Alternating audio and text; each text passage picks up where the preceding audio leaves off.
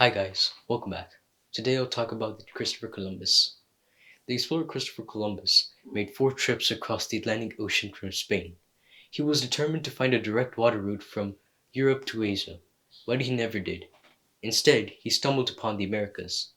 Though he did not really discover the so-called New World, his journeys marked the beginning of centuries of exploration and colonization of North and South America. During the 15th and 16th centuries, leaders of several European nations sponsored expeditions abroad in the hope that explorers would find great wealth and vast undiscovered lands. Starting in about 1420, small Portuguese ships known as caravels zipped along the African coast, carrying spices, gold, and other goods, as well as enslaved people from Asia and Africa to Europe. Christopher Columbus, the son of a wool merchant, is believed to have been born in Genoa, Italy in 1451. When he was still a teenager, he got a job on a merchant ship.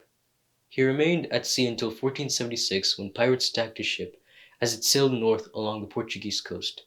The boat sank, but the young Columbus floated to shore on a scrap of wood and made his way to Lisbon, where he eventually studied mathematics, astronomy, cartography, and navigation. He also began to hatch the plan that would change the world forever. At the end of the 15th century, it was nearly impossible to reach Asia from Europe by land. Portuguese explorers solved this problem by taking to the sea. They sailed south along the West African coast and around the Cape of Good Hope. But Columbus had a different idea. Why not sail west across the Atlantic instead of across the massive African continent? He presented his plan to the officials in Portugal and England, but it was not until 1492 that he found a sympathetic audience: the Spanish monarchs, Ferdinand of Aragon and Isabella of Castile. Columbus wanted fame and fortune. Ferdinand and Isabella wanted the same, along with the opportunity to export Catholicism to lands across the globe. Columbus's contract with the Spanish rulers promised that he could keep 10% of whatever riches he found, along with a noble title and the governorship of any lands he should encounter. On August 5th, 1492, Columbus and his crew set sail from Spain in 3 ships, the Nina, the Pinta, and the Santa Maria. For months, Columbus sailed from island to island in what we now know as the Caribbean, looking for pearls, precious stones, gold, silver, spices, and other objects, and merchandise whatsoever that he had promised to his Spanish patrons. But he did not find much. He kept a detailed diary during his first voyage. Christopher Columbus's journal was written between August 3rd, 1492 and November 6th, 1492, and mentions everything from the wildlife he encountered, like dolphins and birds, to the weather to the modern moods of his crew. More troublingly, it also recorded his initial impressions of the local people and his argument for why they should be enslaved.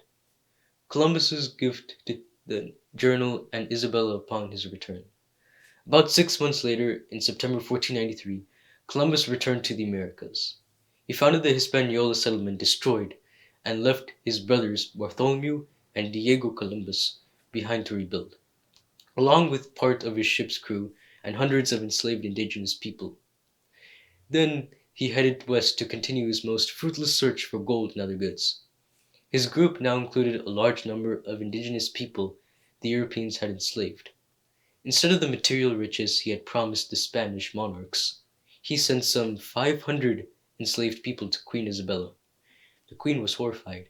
She believed that any people Columbus discovered were Spanish subjects who could not be enslaved, and she promptly and sternly returned the explorer's gift. In May 1498, Columbus sailed west across the Atlantic for the third time. He visited Trinidad and the South American mainland, before returning to the ill-fated Hispaniola settlement, where the colonists had staged a bloody revolt against the Columbus brothers' mismanagement and brutality. Conditions were so bad that Spanish authorities had to send a new governor to take over. In 1502, Columbus cleared the most serious charges, but stripped of his noble titles. The aging Columbus persuaded the Spanish crown to pay for one last trip across the Atlantic. This time, Columbus made it to Panama, just miles from the Pacific Ocean, where he had to abandon 2 of his ships after damage from storms and hostile natives. Empty-handed, the explorer returned to Spain, where he died in 1506. Christopher Columbus did not discover the Americas, nor was he even the first European to visit the New World. However, his journey kicked off centuries of exploration and exploitation on the American continent, and Columbian exchange transferred people, animals, and food, and disease across cultures. Old World wheat became an American food staple. African coffee and Asian sugar cane became cash crops for Latin America. All American foods like corn, tomatoes, and potatoes were introduced into European diets. Today, Columbus has a controversial legacy.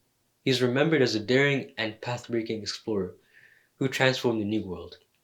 Yet his actions also unleashed changes that would eventually devastate the native populations he and his fellow explorers encountered. That's all for this video, and I'll see you in the next one.